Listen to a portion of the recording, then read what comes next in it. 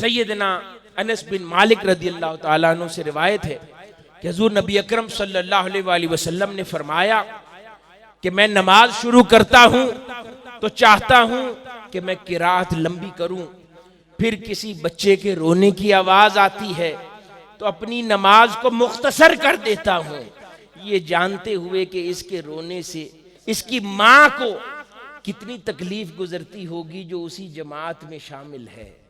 ये हुजूर की शान राफत है कि वो मुक्तदी खवातीन की उतनी तकलीफ का भी कितना ख्याल फरमाते हैं कि कहीं उनकी औलाद के रोने से वो नमाज में मशगूल हों और उनके दिलों को तकलीफ ना पहुंचती हो। ये शान राफत है।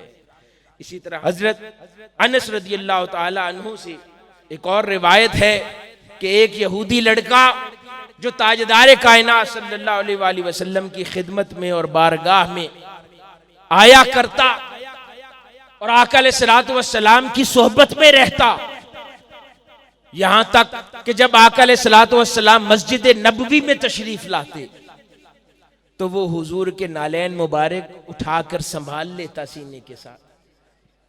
जब हुजूर वापस तशरीफ लाने लगते तो हुजूर के सामने फिर हुजूर के नालैन पहनाने के लिए पेश करता। कई रोज उसको हुजूर ने अपनी सोहबत में न पाया।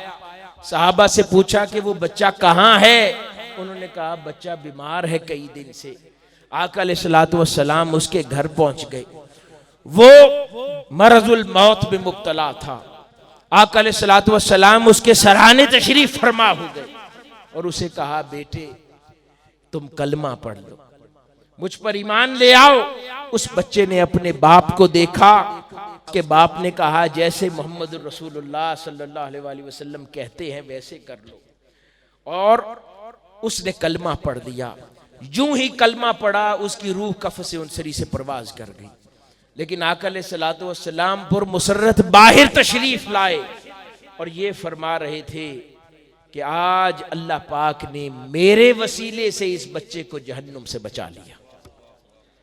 हाज़रीन गिरामी, ये शान राफत है कि वो उम्र भर एक मजहब पे रहा लेकिन मरने से पहले ताजदार कायनात सल्लल्लाहु अलैहि वसल्लम ने यूं करम फरमाया कि उसकी आखिरत सवार